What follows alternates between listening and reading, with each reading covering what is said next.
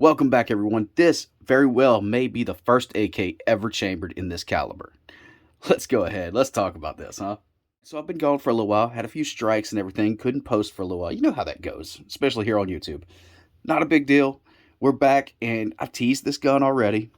Some of you know what it's chambered in. Some of you might not. Well, I've got the bipod here. I've got it loosened up so that it leans over and you get a little bit better of a shot of it. So you see this here, I'm going to tighten it back up and we're going to go over it. Gun's a little big for my table and my camera setup, but this thing is chambered in this caliber right here, which is, if you guys can read this head stamp, it's going to be hard to, especially with me not being able to use flash or anything on my camera right now. I got it zoomed way out. This is the 6mm arc, okay? That's this cartridge right here, okay? The normal 7.62 cartridge right here. Here's a good comparison of them.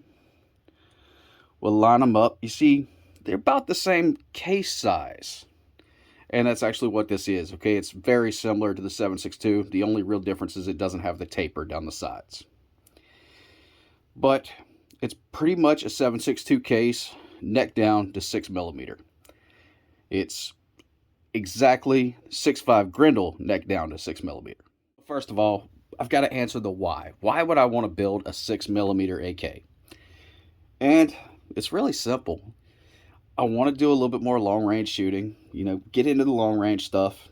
It's not something I've ever really been able to do around me. There's basically where I live, there's trees. So if you're shooting 100, 150 yards, that's pretty much your max. Maybe 200 now and then, 300, but nah, anything past, you got trees in your way. There's nowhere to shoot those distances. In fact, I got to go way out of my way just to find a range that I can take this thing to shoot out past that. So it's not something I've really ever had a chance to do myself. Now, out in Midwest and everything, you guys can do it all the time, but not us out here in Louisiana. Now, in wanting to do that, there's of course many options I could have gone with, but I'm an AK guy. So of course I want to build me an AK that's long range. We know the AK platform will do it nowadays. There's some people that swear it's inaccurate and everything. We know they're wrong. Not a big deal there.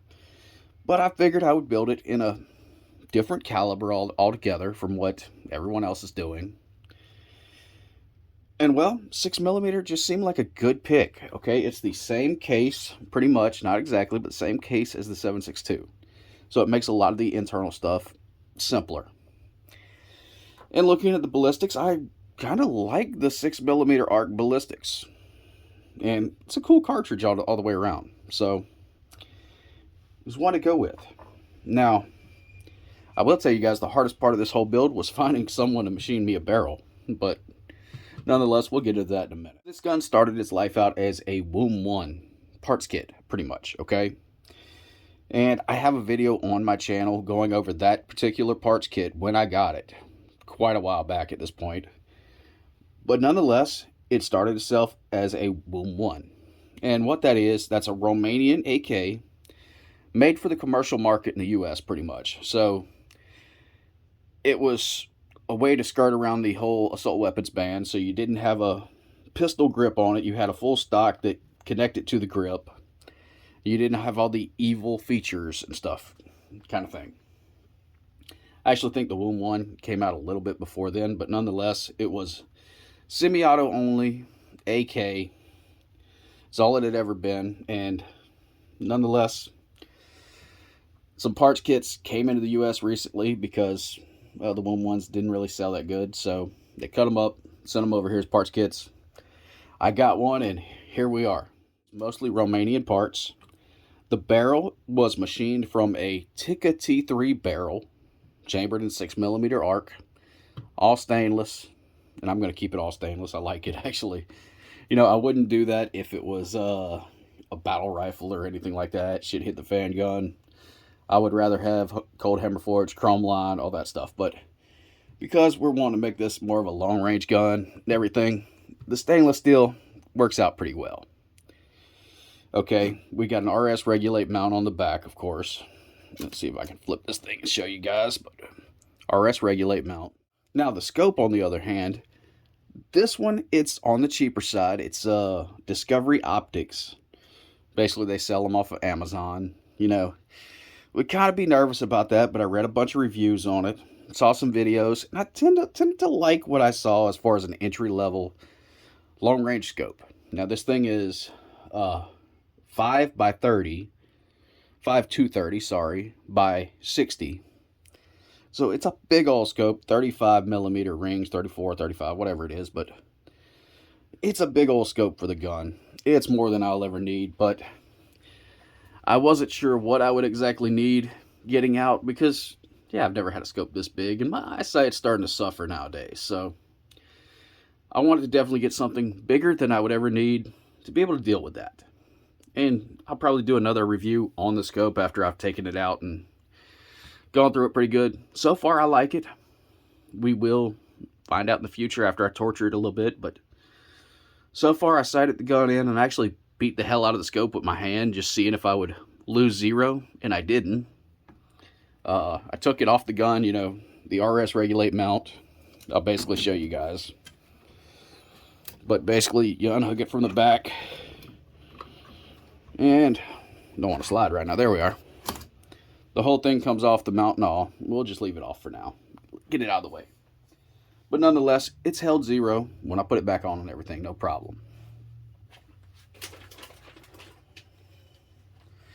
So as far as I can tell, the scope is not really going to be an issue. Now, I know there are a couple of things about this scope when, you know, more experienced guys in the long range sector and everything, when they pick up this scope, they notice things that are off about it that the more expensive scopes don't have. Well, you're always going to have that, but, you know, it's nothing major. But going through this gun, we went with mostly regular AK parts. Now looking at our lower handguard, this is just the Chaos AK rail I had on my tactical AK. And all I did, I took the top piece off so I could keep some wood on it. I wanted some wood on the gun. You know, sue me on that one. But I use this bottom piece, and it doesn't use the handguard cuts or the old handguard retainer. It uses this setup here in the front. Kind of a proprietary setup. And basically it holds on pretty strong and everything. It's not free floated, unfortunately, which I decided that if I end up needing a free floated handguard and everything, I will change this out later. I'm going to try it out with this first and see how it goes. The truth be told, this is nowhere near finished on this gun. We're going to be doing quite a few things up to this gun to make it a little bit better. And I'm going to take you guys through a lot of that. That our bipod is just a cheap bipod, nothing fancy on it.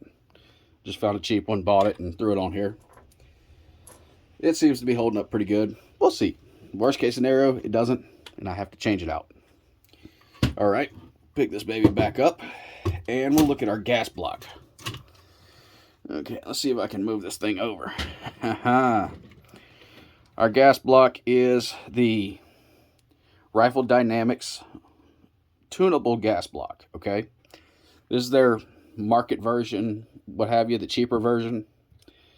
We've got our iron sight. I actually do not have the iron sight, the rear sight on this thing right now. I've got it around here. I just got to put it back on. And how this thing works is it's adjusted with an Allen wrench, a set screw that runs in and out, basically to adjust it. Well, I want to be able to adjust it on the fly and not carry an Allen wrench around. So all I did is I welded a piece of an Allen wrench to the set screw on here, and then I made a little 3D printed knob. Nothing too crazy. I roughed it up a little bit. Way I can adjust it on the fly. And just open it up, close it. What I need to do depending on what ammo I have. It works out pretty well. In fact, it's pretty cool. I was worried that I would have to throw something on the threads in here to tighten them up, but no. Works out pretty good. If I stop it right there, it's going to stay right there. Come back over here, stop it over here, it's going to stay right here. So, that's worked out pretty well so far. Last but not least, we've got our barrel with our muzzle device on the end of it, all stainless. I personally like the look of the all stainless on it, okay? I like it. It's just not something you see commonly on AKs. And again, we can do that because this isn't a battlefield gun. This isn't anything like that. This is meant for having fun. So we can venture away from the more mil-spec standards on it. Now let's talk about this barrel for a second. As you guys can see, it's very long. It's actually 26 inches, all stainless. And the reason for that is it's a Tikka T3 barrel, okay? I found just ordering me a Tikka T3 barrel and having a machine shop local to me machine it down to what I need it worked best. Now I had a couple options, but I went with the Tikka T3, 26 inches. I could have, of course, had it cut down shorter and, anywhere in there. But I decided, you know what? I'm building this one-of-a-kind gun for the most part. I might as well make it long as hell just as a fashion statement on the gun, I guess. So I decided to keep the 26-inch barrel. So as far as standard AKs go at this point, I believe this is probably the longest barrel. There may be a country or two out there that made a longer barrel for their AKs for some special one-offs and shit, but for the most part, I think this is pretty much the longest, though. Now, the barrel took me about 2 years to source, mainly because I was trying to get a complete barrel machined. Didn't work out very well. So I ended up going this route instead. And again, the biggest slowdown of this whole project was finding the barrel. So, yeah, there's a lot of people out there that machine barrels, but they're all backed up like crazy. Like 6 months to a year was a pretty common amount of time that these guys were backed up. I had quite a few that said, yeah, I can do it, but I'm not taking anyone else right now because I don't have time. Contact me again in 6 months. So yeah. If you want to make some money, get yourself a lathe and get into the barrel making business, apparently. Of course, some of the bigger companies out there, they're not going to make a one-off barrel to begin with, so you're looking at more of the local guys for that. But nonetheless, finally got the barrel. A local machine shop, which I would happily say their name and give them the business, but they didn't really want me to. That's fine. No big deal there. Really hope they're willing to do a couple more barrels for me because I have a couple more ideas, but nonetheless, let's get into this gun, huh? The internals. Okay. Not much is different. In fact, everything's pretty much AK on this thing. I did go with a telescoping recoil spring setup just to give it a little bit more oomph, a little bit more strength. Our bolt carrier, all that's the same. Our bolt is a little bit different, okay? Now, these barrels, if you guys notice, and it's a little dirty at this point from firing, but if you notice this barrel, it doesn't have an extractor cut on it. Well, I was looking at the options, and again, this being a long-range barrel, I didn't really want to mess with the barrel any. So I looked at it. I got quite a few bolts and everything. And normally on an AK, the extractor sticks out a little bit. So I cut the extractor down. Had to learn that I had to re-bevel it afterwards, okay? So just a heads up, guys. If you ever run into that situation where you got to cut an extractor down flat, you got to re-bevel it too. So there's not a lot of meat here on this extractor anymore. Does make me a little nervous, but I have more extractors if this one fails. Now, as far as our bolt, it is a 7.62 bolt. And as you guys can see, the 7.62 fits in just fine. No big deal. Because these are basically the same case, the 6mm does as well. And I keep saying basically the same case. Again, the only real difference is this case, as it goes down, it tapers. This case doesn't. It's pretty much flat. Now, of course, at this point, the 7.62, because the barrel size, it's not going to fit in here anymore. Now, our 6mm, though, it will, without a problem. Okay, now I'm going to show you guys, I do not have a firing pin in this bolt right now. Look at the firing pin is right here, and I took it out so I could show you guys this. 100%.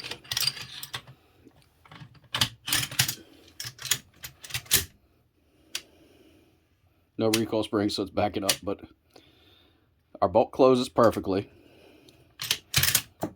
and it ejects the round. Sometimes I could pull that a little bit slower, but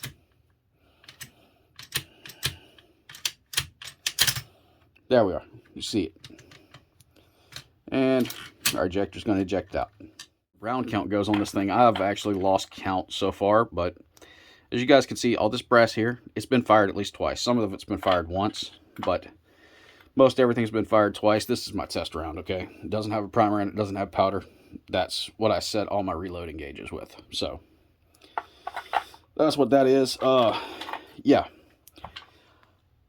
I fired this plus some because I lost some brass. I'll tell you guys, testing this thing out with the gas port all the way open, okay, I had some issues right away with it until I figured out a few problems, but in fact, the extractor I showed you earlier, that was my problem. I had to cut it down further, but yeah, I ended up, first thing I did, I started getting punctured primers.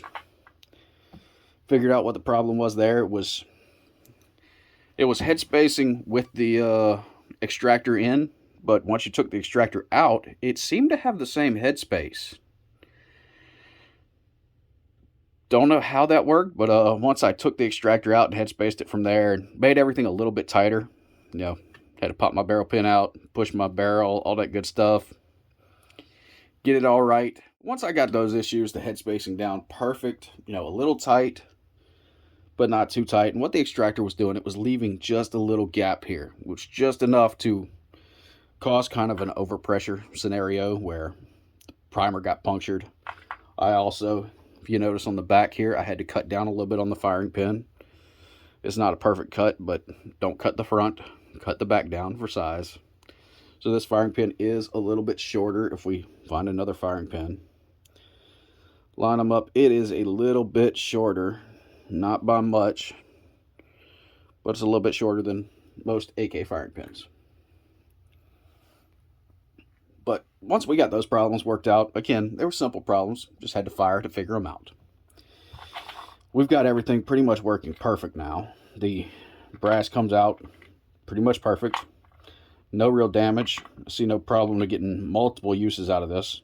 Funny little story about this thing. I had this thing strapped into a gun vise ready to test on the tailgate of my truck. And our first few rounds, I opened the gas block about halfway once I got the gas port drilled out, exactly what I wanted. And we'll talk about that in a minute, but had it about halfway. Brass was shooting over my truck. Like, okay, I need to back it off a little bit. Backed it off a quarter of a turn. Pretty much was right where we wanted it. And I said, you know, let's just open it up all the way and see what happens. And I'm going to tell you, we fired 2 rounds that way. And didn't see the brass leave the gun, but it was gone. No clue where that brass ended up. Could not find it. But nonetheless, yeah, it was just gone. It was like, okay, we missed the first one. Getting ready for the second one. Watch closely where the brass goes. Boom, nothing, gone. I like the whole gas port setup. Again, halfway is right where I need it for most everything, maybe a little bit less than halfway. You know, I get lighter rounds, you know, lighter powder loads. I can open it up a little bit further to adjust it. Get heavier loads, I can close it off a little bit more. Or I can close it off all the way and use it like a bolt action. Okay, so talking magazines for a second. Of course, this gun doesn't have an actual magazine made for it yet. It's the first of its caliber. So I've been using this magazine right here. It's a 5.45. You see it's damaged. I've been using it as vice block and everything. It's a cheap 5.45 magazine. I don't even remember what company makes it now, but you would think, you know, this is closer to 7.62. You would think 7.62 would work, right? Well, because there's no taper in this case, 7.62 has way too much taper for it, okay? You can load a few, but even a little bit and it starts acting up a little bit. So, in fact, you can see it already. It's starting to do weird stuff. So, in fact, it's stuck. It's stuck now.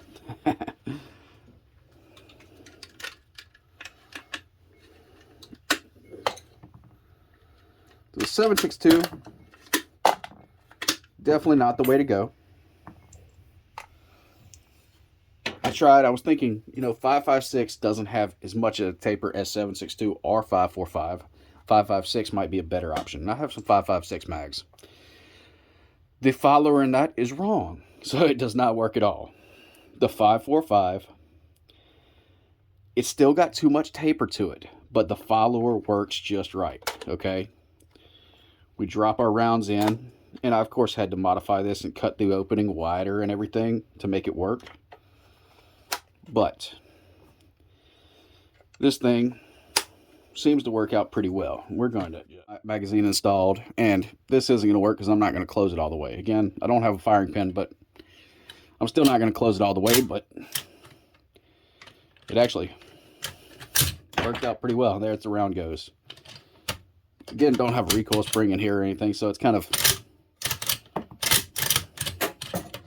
popping out the back. No recoil spring in it. Made it a little difficult, but as you guys can see, the magazine works pretty well. So 5.45 magazine does work. It's still got a few problems. Okay, it's not perfect, but I can load 5 rounds and fire 5 rounds out of it. Now, with that being said, I will probably get me one of those 6.5 Grendel mags and see if it works better, but that's an upgrade for another day. Again, I said this gun is not finished by any means, but it's working, and I can slowly improve things as I go. Not too big of a deal there. The trigger and all, I did polish the top of it a little bit just to make it a little bit smoother. Plan on doing quite a bit more. It's just a matter of time before I do it. In fact, I'm going to go ahead and throw my firing pin back in while I'm here. But this is the project here. Pretty much the first 6mm arc AK. Drop our firing pin back in real quick. All right, a little heads up, everyone. If you decide to get into this, there are a couple of AK bolts that are spring-loaded and everything. You probably want to avoid them for this type of build, because if you look at this brass, the primer on it, okay, the primer's right there at the edge of the brass. Show you, get kind of a clear shot. Trying to get a clear shot here, but in fact, I'm going to change this up a little bit, okay? There we are. So the primer's right there on the edge of the brass. With these, as you see, it's definitely, this is 7.62, it's definitely further down. That's one reason we cut a little bit off the firing pin. But what happens is, you drop this in the chamber, and with a free-floating firing pin, the firing pin's all the way back. If you run the bolt forward with no rounds, stripping it out of the magazine to slow it down, nothing like that, just the full force of the bolt, you're not going to have it fire off. With a free-floated, you're safe on that. But with a spring-loaded, you run the chance of it actually firing off. Not so much with an AR. So AR bolts are a little bit different, and you do run the chance with any AR bolt of it firing off when you slam the bolt forward. No magazine to slow it down. Again, if you're stripping it from a magazine, the bolt's got to slow down to strip it out and everything. Not much of an issue. It's just when you've got the round in the chamber and you slam the bolt forward. And again, this mitigates it having a free float. So just a little piece of information I expect out of this gun. I don't expect this to be a sniper rifle, okay? There were plenty of ways I could have gone to make it more like a sniper rifle. And in fact, if I had, I'd have probably gone with a Rougarou M72.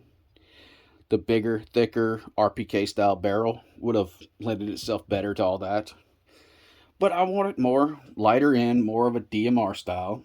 And this thinner barrel, AK profile barrel pretty much, AKM profile. Longer but thinner.